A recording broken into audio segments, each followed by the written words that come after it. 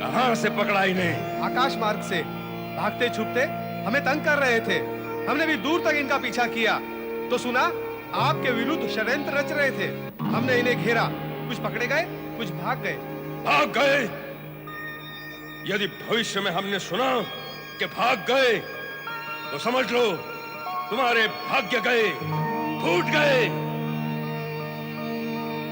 हाँ, तो ये दुष्ट देवतागण मेरे विरुद्ध षड्यंत्र कर रहे थे। समाप्त कर देता हूं इन्हें। आके इनके साथ इनके षड्यंत्र भी समाप्त हो जाएं। तारकासुर! ब्रह्मा जी, मेरे वरदाता।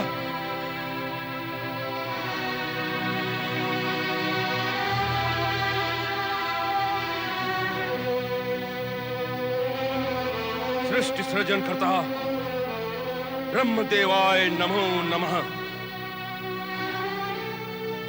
अपने वर देवता को अपने स्वर्ग में देखकर अति प्रसन्नता हुई। ये तुम्हारा स्वर्ग नहीं है तारकासुर। यहां तुमने बलपूर्वक अधिकार कर रखा है, इसलिए तुम्हें किसी को पीड़ित अथवा दंडित करने का कोई अधिकार नहीं है।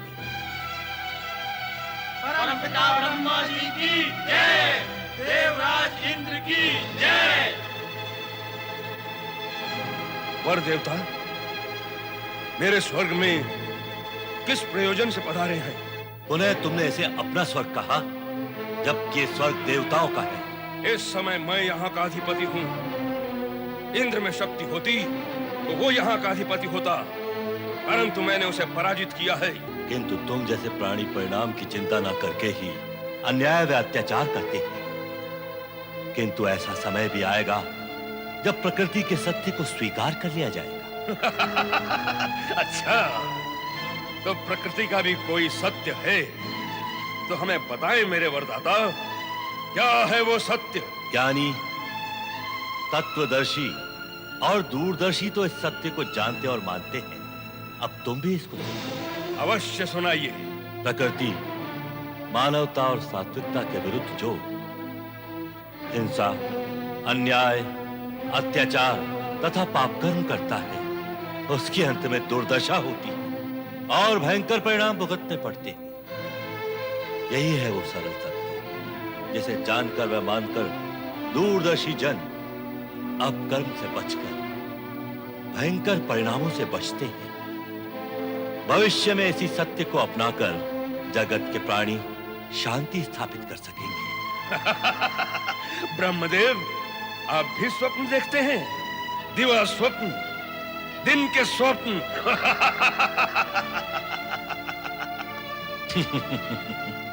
तुम्हारी दुर्बुद्धि के उपरांत मैं तुम्हें परामर्श दूंगा कि तुम इस स्वर्ग को त्याग कर पृथ्वी लोक चले जाओ। पृथ्वी के प्राणी पृथ्वी लोक से स्वर्ग लोक में आने के लिए लालायित रहते हैं और आप मुझे उल्टा ज्ञान दे रहे हैं। पृथ्वी के प्राणी उस स्वर्ग लोक में आने को लालायित रहते हैं जहाँ के अधिपति देवराज इंद्र हैं, किंतु जहाँ तुम विराजमान हो उस नरक पे आना कौन चाहेगा तारकासुर? बस ब्रह्मदेव, बस, बहुत हुआ, इससे अधिक नहीं। आप मेरे वरदाता हैं, इसलिए मैंने आपके मधुर प्रवचन सुन लिए, अन्यथा बस इतना ही कि मैं स्वर्गलोक कदापि नहीं त्यागूंगा। इसका परिणाम तुम्हारे हित में नहीं होगा। परिणाम की चिंता करता तो स्वर्गलोक कैसे पहुंचता? जिस वरदान और अधिकार से तुम्हारी निश्चिंता और अहंकार ने जन्म लिया है, उस वरदान की समाप्ति समीप है तारकासुर। तुम्हें स्वर्ग से निष्कासित होना पड़ेगा। ये सब अप्सराएं और देवगण इस स्वर्गलोक में पुनः स्थापित होंगे। नहीं! भाग गए, सभी भाग गए। दानवराज तारकासुर को चुनौती, महाबली तारकासुर को चुनौती, स्वर्ग विजेता तारकासुर को चुनौती। नहीं! अरे ओ दुष्ट, तेरी चुनौती का उत्तर देगा शिवपुत्र।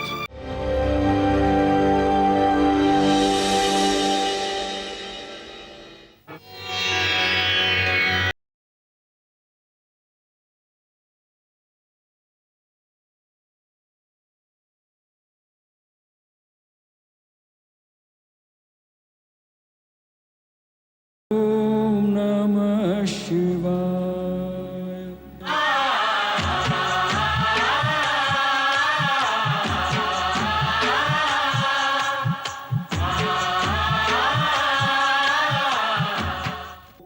मैं ओंकार हूं। लौकिक और स्थूल दृष्टि से देखने पर केवल शून्य हूं, किंतु अंतर्दृष्टि और सूक्ष्म दृष्टि से देखने पर मैं शक्ति और सामर्थ्य का आगार हूं। मैं ओंकार हूं।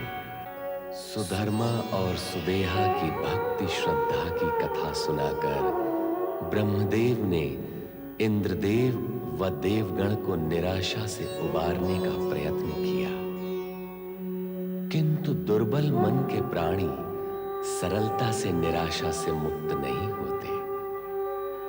देवराज के मन में अब भी यही शंका थी कि पार्वती की तपस्या सफल नहीं हुई तो इसके दुष्परिणाम क्या होंगे।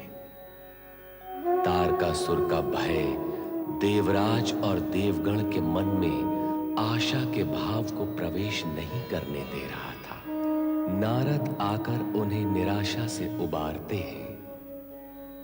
उधर नंदी भी शिव से पार्वती की तपस्या पूर्ण करने की प्रार्थना करते हैं। तारकासुर के राक्षस पुनः देवगण को पीड़ित करते हैं। इंद्र देवगण के साथ ब्रह्मलोक में आते हैं, जहां सरस्वती उन्हें आश्वस्त करती है और बताती है कि वे सप्तर्षियों के पास पार्वती के विषय में चर्चा करने गए हैं।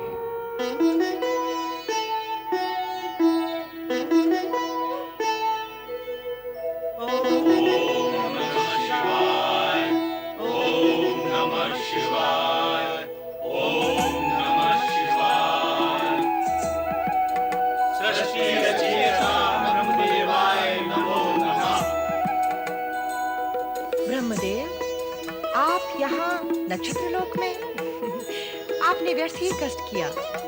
यदि आप आज्ञा देते तो हम सब ब्रह्मलोक चले आते। नहीं, वहां नित्य इंद्र तथा अन्य देवतागण अपनी समस्या लेकर मेरे पास आते रहते हैं। जिस विषय पर मैं आप सभी लोगों से विचार विमर्श करना चाहता हूँ, वो वहां संभव नहीं हो सकता। देवराज की ऐसी क्या समस्या है जिसके लिए आपको कष्ट करना पड़ा? तारकासुर और उसके राक्षसों के भय से वे रक्षा की गुहार करते हुए ब्रह्मलोक में यदा कदा आते ही रहते हैं। किंतु ब्रह्मदेव, इंद्र और देवगण कब तक तारकासुर के राक्षसों के भय से भागते रहेंगे? इसीलिए यहाँ आया। इस विषय में हमारे लिए क्या आज्ञा है? आप लोगों को ये तो भली प्रकार विदित होगा कि हिमालय राज की पुत्री पार्वती का तप दिन प्रतिदिन उग्र होता जा रहा है। वो अपनी कठोर साधना से शिव को प्रसन्न करने का यत्न कर रही है।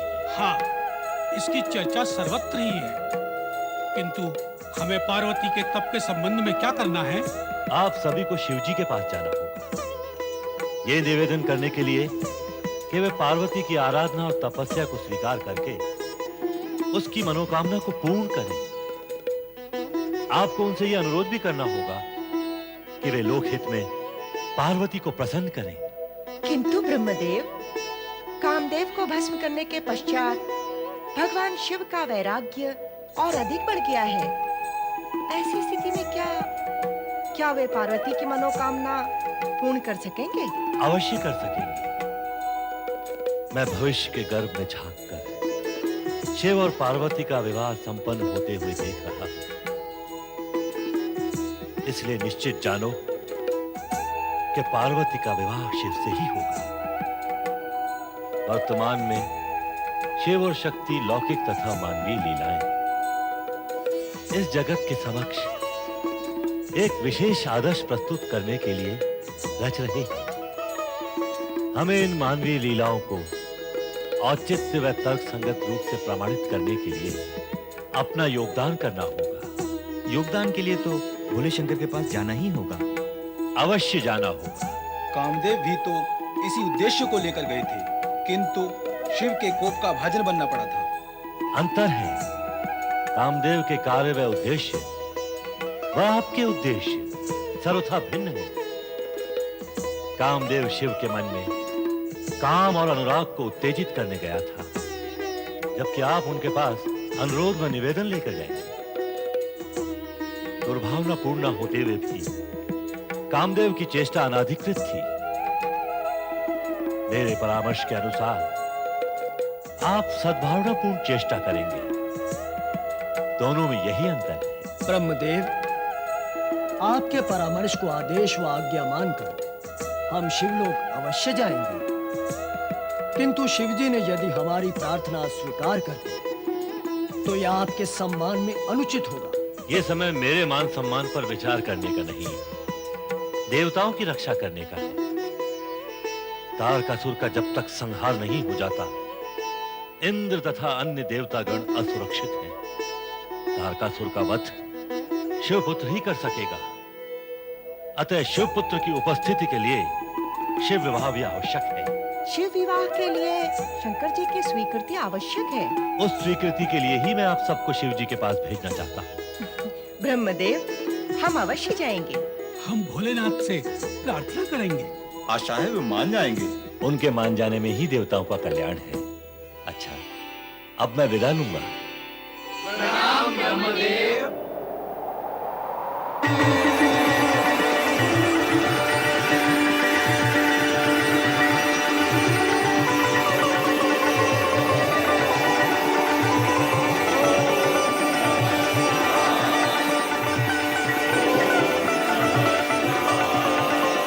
अब स्वर्गलोक जाकर देखना होगा कि अहंकारी तारकासुर के अत्याचारों ने अप्सराओं की क्या दशा की।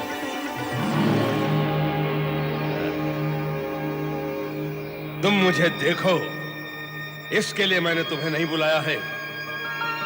मैं तुम्हारा नृत्य देखूं, इसके लिए बुलाया है। चलो नृत्य करो। नहीं, हम तुम्हारे लिए नृत्य नहीं करेंगे।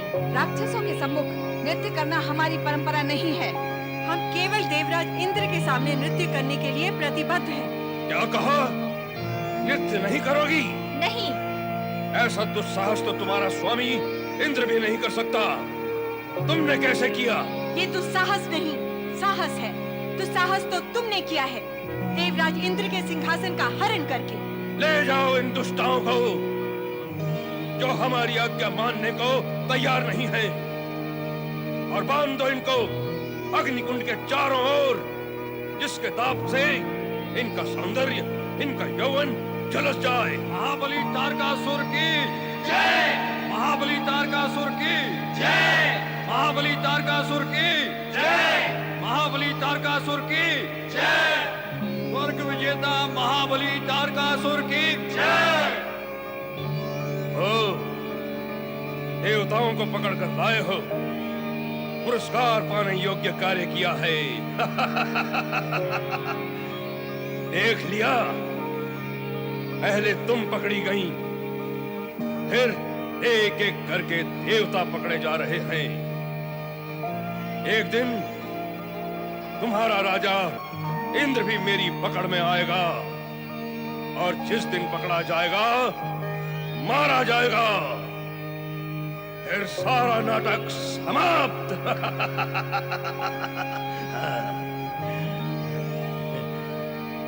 कहां से पकड़ा इन्हें? आकाश मार्ग से भागते छुपते हमें तंग कर रहे थे। हमने भी दूर तक इनका पीछा किया तो सुना आपके विरुद्ध षड्यंत्र रच रहे थे। हमने इन्हें घेरा, कुछ पकड़े गए, कुछ भाग गए। भाग गए? यदि भविष्य में हमने सुना कि भाग गए तो समझ लो तुम्हारे भाग्य गए, फूट गए।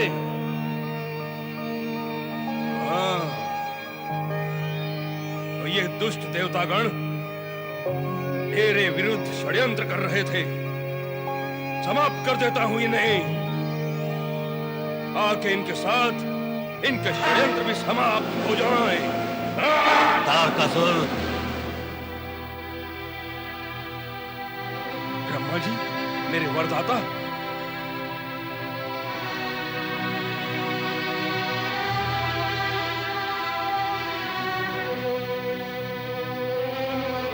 सृष्टि सृजन करता, ब्रह्मदेवाय नमो नमः। अपने वर देवता को अपने स्वर्ग में देखकर अति प्रसन्नता हुई।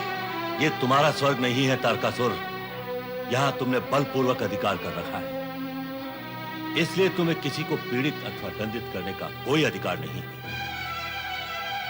परमपिता ब्रह्मा जी की जय, देवराज इंद्र की जय। वर देवता मेरे स्वर्ग में किस प्रयोजन से पधारे हैं?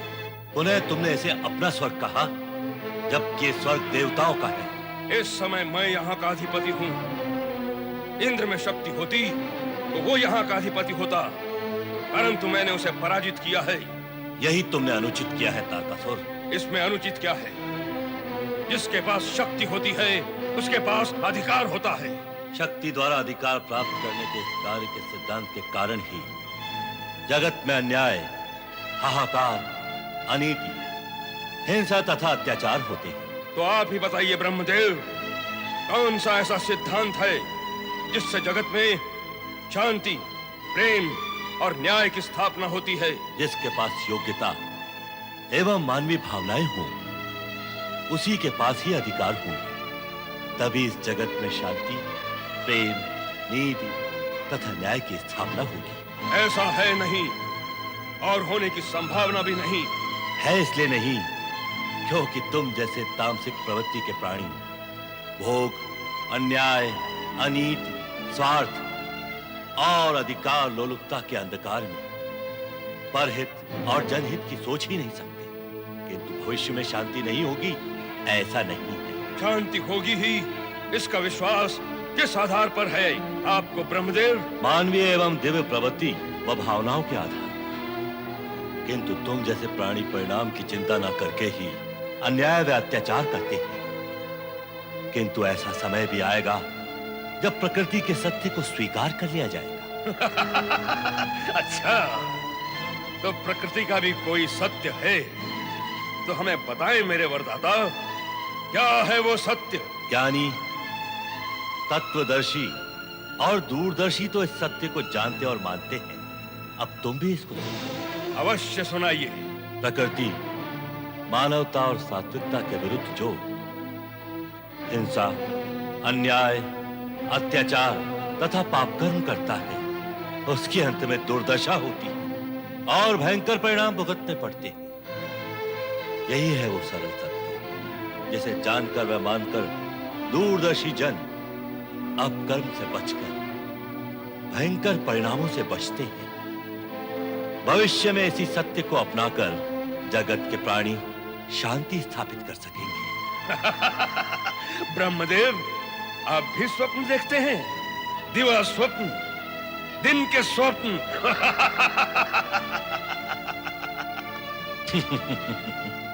तुम्हारी दुर्बुद्धि के उपरांत मैं तुम्हें परामर्श दूंगा कि तुम इस स्वर्ग को त्याग कर पृथ्वी लोक चले जाओ। पृथ्वी के प्राणी पृथ्वी लोक से स्वर्ग लोक में आने के लिए लालायित रहते हैं और आप मुझे उल्टा ज्ञान दे रहे हैं। पृथ्वी के प्राणी उस स्वर्ग लोक में आने को लालायित रहते हैं जहाँ के अधिपति देवराज इंद्र हैं, किंतु जहाँ तुम विराजमान हो उस नरक पे आना कौन चाहेगा तारकासुर? बस ब्रह्मदेव, बस, बहुत हुआ, इससे अधिक नहीं। आप मेरे वरदाता हैं, इसलिए मैंने आपके मधुर प्रवचन सुन लिए, अन्यथा बस इतना ही कि मैं स्वर्गलोक कदापि नहीं त्यागूंगा। इसका परिणाम तुम्हारे हित में नहीं होगा। परिणाम की चिंता करता तो स्वर्गलोक कैसे पहुंचता? जिस वरदान और अधिकार से तुम्हारी निश्चिंता और अहंकार ने जन्म लिया है, उस वरदान की समाप्ति समीप है तारकासुर। तुम्हें स्वर्ग से निष्कासित होना पड़ेगा। ये सब अप्सराएं और देवगण इस स्वर्गलोक में पुनः स्थापित होंगे। नहीं! भाग गए, सभी भाग गए। दानवराज तारकासुर को चुनौती, महाबली तारकासुर को चुनौती, स्वर्ग विजेता तारकासुर को चुनौती। नहीं। अरे ओ दुष्ट, तेरी चुनौती का उत्तर देगा शिवपुत्र।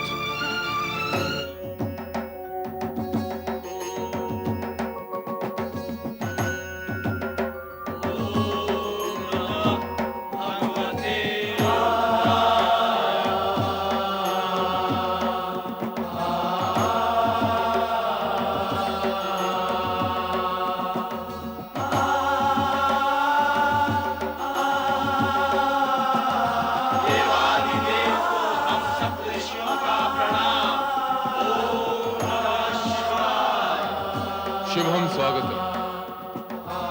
ब्रह्मदेव ने हमारे अंतर मन की प्रेरणा से प्रेरित होकर आप सबको हमारे पास आने का अनुरोध किया है। भोलेनाथ, आप तो त्रिकालदर्शी हैं। आपकी लीला अगम्य है। मैं मानता हूँ कि पार्वती के प्रति अनुराग एवं करुणा के कारण आपने ब्रह्मा जी को प्रेरित करके हमें बुलाया। मैं आपकी इस अनुकंपा और अनुग्रह के लिए कृतज्ञ हूँ। महर्षि वशिष्ठ, आपको भ्रम हुआ है। हमने पार्वती की तपस्या से प्रसन्न होकर आपको यहाँ नहीं बुलाया। सत्य तो यह है कि उससे असंतुष्ट होकर आपको यहाँ बुलाया है। क्या असंतुष्ट होकर, भोलेनाथ? हाँ, सत्य तो यह है कि हमने एकांत समाधि निमित्त इस स्थान का चयन किया था, किंतु पार्वती यहाँ आकर हमारी समाधि में बाधक सिद्ध होने लगी। अब ऐसी स्थिति में उसे कौन समझाए? इस कार्य के लिए आप सबसे अधिक उपयुक्त अन्य कौन हो सकता है? यह विचार कर हमने ब्रह्मदेव को प्रेरित किया। अब आपको प्रेरित करते हैं कि जाकर पार्वती को समझाएं कि वो तपस्या करके निरर्थक प्रयत्न न करे। उसे कुछ भी प्राप्त होने वाला नहीं है। उसका हित इसी में है कि वो राजमहल लौट जाए और योग्य वर का वरण कर अपने जीवन का मार्ग प्रशस्त करे। उसे तपस्या से विचलित करने के लिए यदि उसके सम्मुख आप सबको हमारी निंदा भी करनी पड़े तो अवश्य करें। हम इसकी अनुमति देते हैं। बस किसी भी प्रकार उसे तप का त्याग करने पर विवश करें।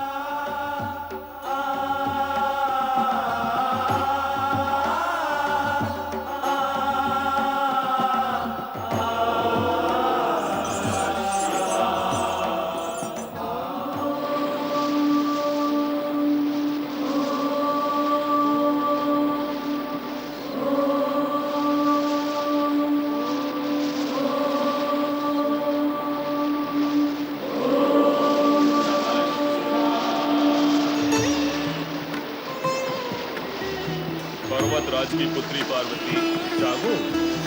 मुनिराज की पुत्री गिरिजा, जागो।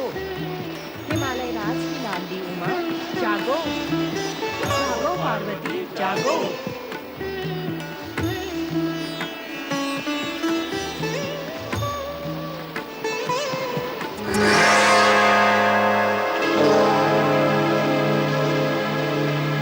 पुत्री पार्वती, मैं अरुंधति और सप्तऋषिगण तुमसे कुछ चर्चा करना चाहते हैं।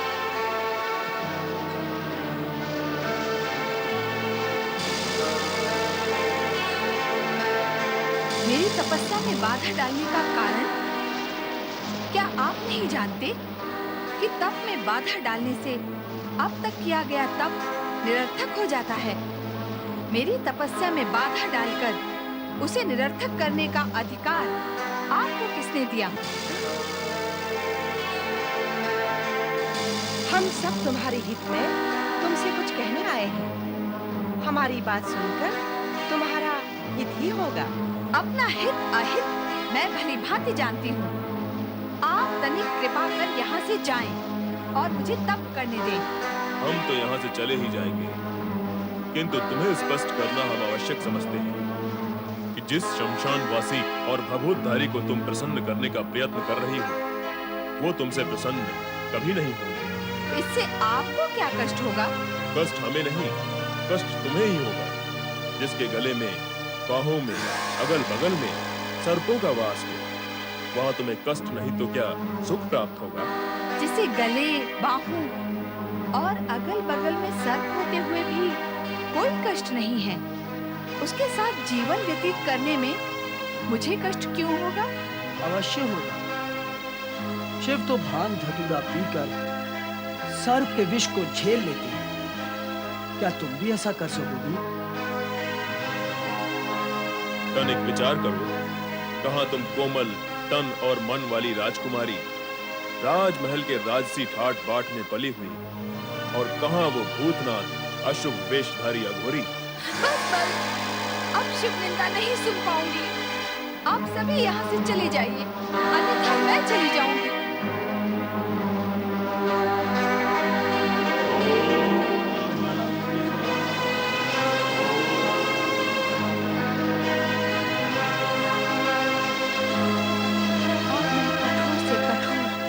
और उग्र से उग्र तप करूंगी।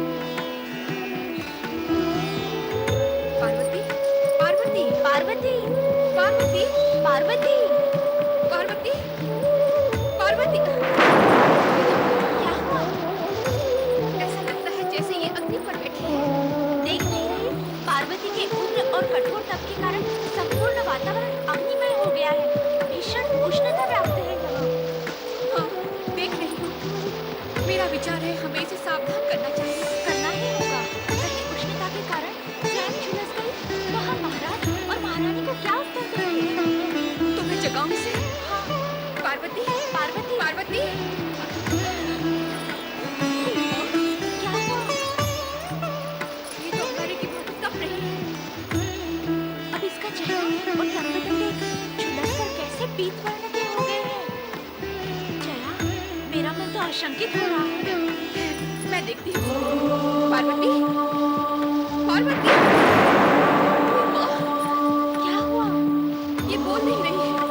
ओम नमः शिवाय का मंत्र इसके स्वर में मुझे सुनाई दे रहा है। जया, हमें चलकर महाराज और महारानी को सूचित कर देना चाहिए। मेरी बच्ची, मेरी पुत्री पार्वती, उसे कुछ हो गया ना तो मैं भी अपने प्राण त्याग दूंगी। नहीं रानी नहीं, उसे कुछ नहीं होगा। इतना कठोर तप करने वाली कन्या को यदि कुछ हुआ तो स्वयं विधाता को लज्जित होना पड़ेगा। धैर्य रखो प्रिय, हमारी पुत्री पार्वती का निश्चय दृढ़ है और दृढ़ निश्चय वालों की सफलता निश्चय ही होती है। मुझे ढाढ़स बंधा रहे हैं पर मेरा मन नहीं मानता। मैं माँ हूं ना, आप माँ के मन की क्या जाने। मेरी बच्ची मुरझाने लगी है। मैं अपनी फूल सी बच्ची को मुरझाते हुए नहीं देख सकती। मैं तुरंत वहां जाती हूँ और उसे वापस ले आती हूँ। नहीं रानी, तुम्हें शपथ है, एक पग भी आगे नहीं। पार्वती की शिव आराधना में बाधा डालने का पाप नहीं करना मैंने, पाप नहीं करना।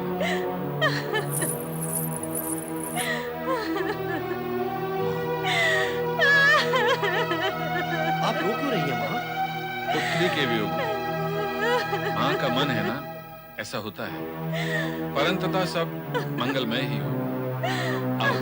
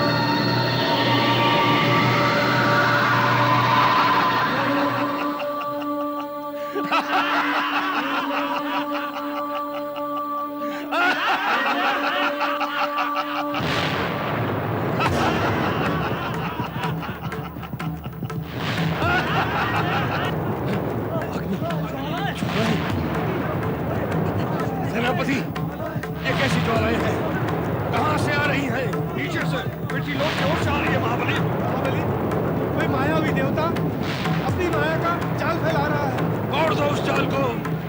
अरे महाबली, जाल दिखाई नहीं दे रहा। अरे जाल को कहो कि दिखाई दे। क्या हुआ महाबली को? महाबली का बल समाप्त हो गया है। नहीं, मेरा बल समाप्त नहीं हो सकता। कोई है? कोई नहीं। कौन था और कौन नहीं है? वरदान का फल था, अब वो समाप्त हुआ। नहीं, मेरा बल समाप्त नहीं हो सकता। और तुम कौन हो? वही जिसने तुम्हें वरदान दिया था। मेरे वरदान का बल अब समाप्त हो गया, कारण कि तेरे तप और पुण्य का प्रभाव समाप्त हो चुका है। अब तेरा हित इसी में है तारकासुर कि तू स्वर्ग त्याग दे। तारकासुर, तुझे अंतिम चेतावनी दी जाती है कि स्वर्ग से चला जा स्वर्ग से। जाओ, सब लोग यहाँ से जाओ। ये स्वर्गलोक छोड़ दो। मैं भी जाता हूँ, तुम भी जाओ, अपने राज्य में चले जाओ।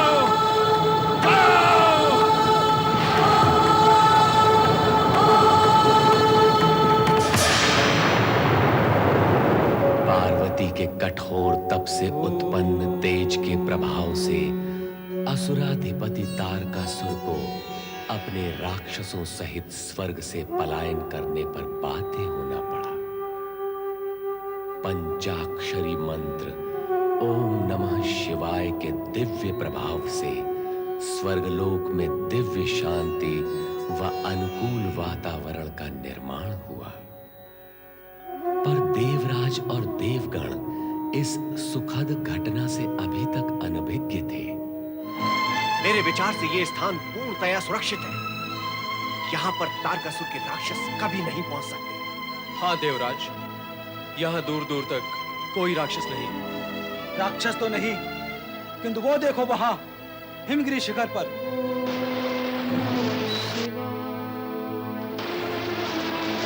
हिमालय पुत्री पार्वती उग्र तपस्या में लीन है तो। पर देवराज, हमने स्वयं अपनी आंखों से देखा है कि सप्तऋषि और देवी अरुंधति पार्वती के पास गए थे और उनसे इस कठोर तप को त्यागने का अनुरोध भी किया था, परंतु पार्वती ने तो उनका अनुरोध स्वीकार ही नहीं किया।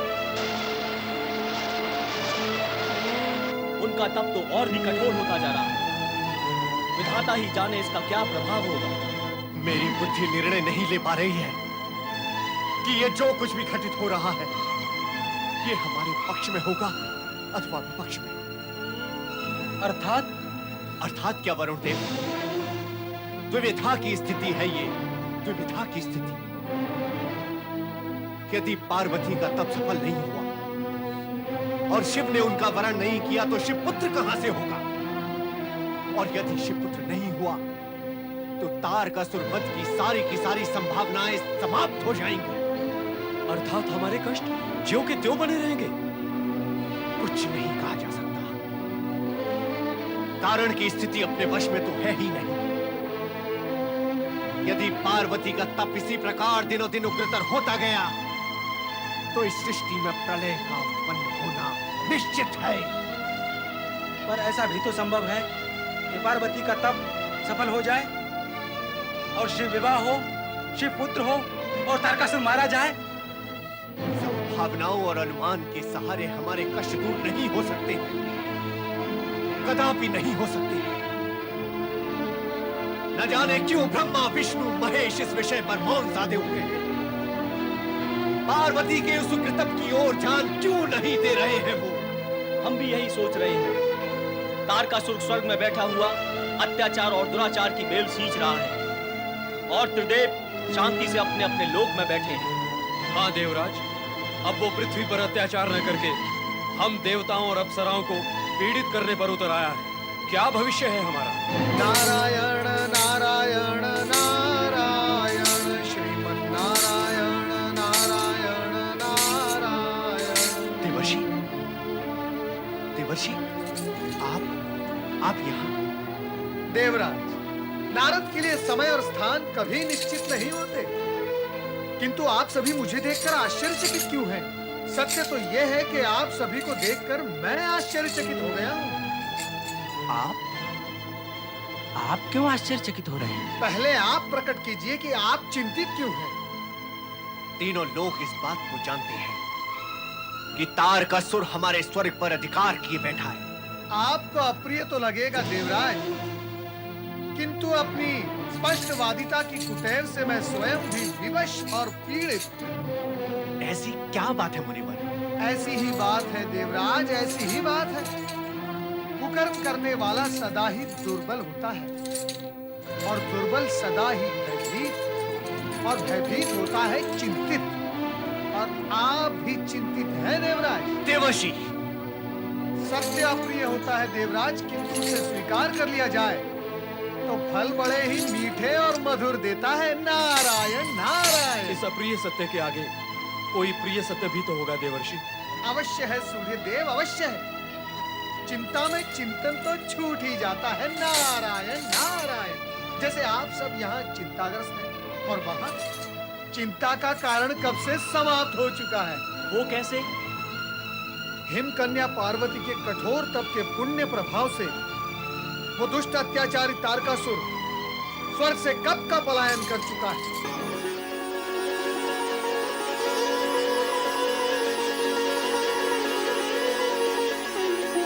स्वर्ग का सिंहासन रिक्त पड़ा है। देवर्षि, इस शुभ संदेश और समाचार के लिए अनेकानेक धन्यवाद। देवराज, ये धन्यवाद प्राप्त करने के लिए तो मैं स्वर्गलोक भी पहुंच सकता हूँ, किंतु इस समय आप शीघ्र वहां पहुंचिए। नारायण नारायण। जगन्हार ब्रह्मा जी की